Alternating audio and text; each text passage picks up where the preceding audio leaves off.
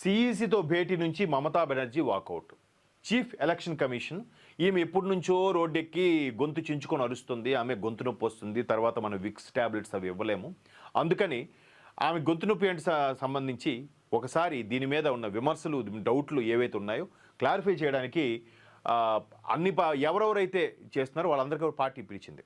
మీరు జనరల్గా అబ్జర్వ్ చేస్తే ఆంధ్రప్రదేశ్ ఎన్నికల ముందు కూడా 2024లో జరిగిన ఎన్నికలకి సరిగ్గా ఒక 6 నెలల కిందట సిఈసి మళ్ళా రాష్ట్ర స్థాయి సిఈసి ఏదైతే ఉందో దానికి ఒక మీటింగ్ పెట్టి అన్ని పార్టీల వాళ్ళని పిలిచి మీ అభిప్రాయాలు వాటిని తెలియజెప్పండి, ఏంటి లొకలొకలు ఏమైనా ఉన్నాయా, లొసుగులు ఏమైనా ఉన్నాయా ఇక్కడ ఓటర్ అని కూడా అడిగింది. మనకు అదాన్ని చూసాం. అలాగే ఇక్కడ కూడా ఎన్నికల ముందు చీఫ్ ఎలక్షన్ కమిషన్ పిలిచి వాళ్ళ అభిప్రాయాలు ఏంటి, లోపాలు ఏంటి, మా ఏదైతే వేలెత్తి చూపిస్తున్నారో అది చెప్పండి, దాన్ని మేము వివరణిస్తాం, దాంట్లో తప్పులు ఉంటే మాకు సరిదిద్దండి, లేదా మీ తప్పులు ఉంటే మీకు మేము ఎక్స్ప్లెయిన్ చేసే విధంగా చూస్తామని చెప్పి వాళ్ళు పిలుస్తారు.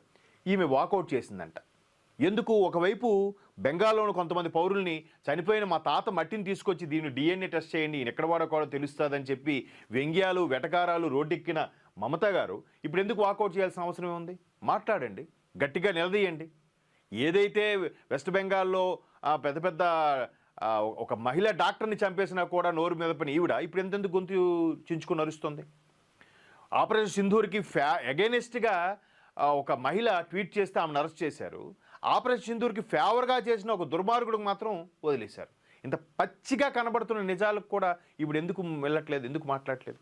ఒకసారి చూడండి.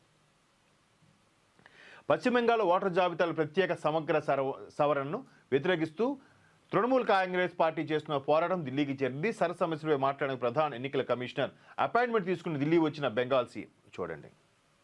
ఈవిడే తిరిగి అపాయింట్మెంట్ తీసుకుందంట. నేను ఇంకా వాళ్ళు కమిటీ వాళ్ళు పిలిచారు, లేదంటే ఎక్స్ప్లెయిన్ చేయడానికి రమ్మన్నారు అనుకున్నాను నేను. అంటే జనరల్గా ప్రాసెస్ అయితే ఇలా ఉంటుంది. ఈవిడ ఇలా వెళ్ళారు, అపాయింట్మెంట్ తీసుకుని ఢిల్లీ వచ్చిన బెంగాల్ సీఎం టీఎంసీ అగ్రనేత మమతా బెనర్జీ ఈసీతో ఢిల్లీ పోలీసుతో ఘర్షణకు దిగారు. అంటే మరి మీడియా అంతా కవర్ చేయాలి కదా, మీడియా అంతా మాట్లాడాలి కదా.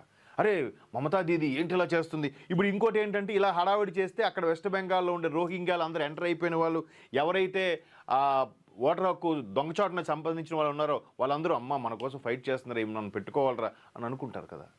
లైక్ కొన్ని మైనారిటీస్ ఏరియాలో చూడండి, వాడు ఏం చేసినా చేయకపోయినా గుడ్డిగా వాడికే ఓటేసేస్తూ ఉంటారు, మిగతా ఏ పార్టీకి ఓటేయరు. చూసారా? సేమ్ అలాంటి కాన్సెప్ట్ తీసుకురావడానికే ఈవిడ ఫైట్ చేయడం.